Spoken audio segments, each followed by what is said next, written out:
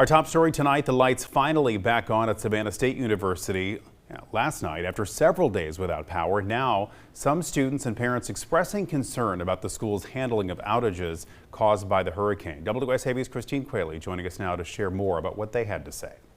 So people all around our region are hurting in the aftermath of Helene, many still without power and all kinds of other resources. But with the lights slowly starting to come back on in and around Savannah, we're taking a look at what some of the most vulnerable people in our community have been through in the last several days, like students at Savannah State.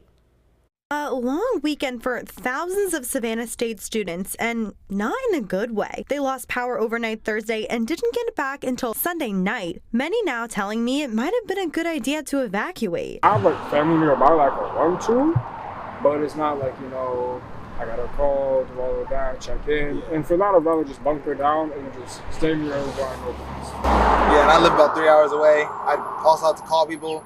And even then, I don't know if I have somewhere to stay. One parent expressing frustrations, taking to social media to voice her concerns. The flights were delaying, Greyhound was closed, and it just was a disaster. Students describing the experience in the days after the storm as challenging. We're near the coast, obviously, right near a marsh, so it got very humid very quick in the dorms. It was almost impossible to sleep. No hot water, obviously. Pitch black around the campus, aside from a few lights. We got some street lamps, 8 later, but it definitely was not fun. Beginning on Saturday, they say they started to receive some guidance from the university via email. On social media, Savannah State made posts about when they'd be serving food and where charging and cooling stations would be. But students told News 3 there were only a few locations on campus that had electricity, places where many of them banded together. There's 2 rooms. But during those 2 rooms, it got really packed and it got really hot. Science buildings, it had power the whole time. So that was kind of fun, just being in there, getting to talk to people, getting to see how people were living there, people who camped out in different rooms, just because the rooms were incredibly hot. And they say they're grateful to have power back on now, especially when several people News 3 spoke to in the surrounding neighborhood were still waiting for the lights to come back on. Some searching for something as simple as a tarp to put over their roof, with so many stores sold out. No cell service, spotty internet, and of course power and the heat. Yeah, two big holes in our roof from obviously the trees.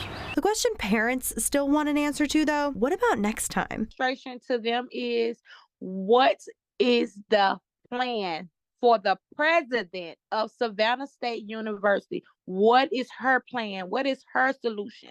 Not just to be evacuated, because what about the kids that cannot evacuate?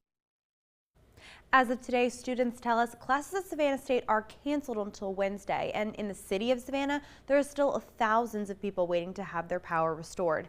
In their latest update, the university said, quote, SSU is continuing campus cleanup and assessing and implementing the best solutions to support our students and the SSU campus community.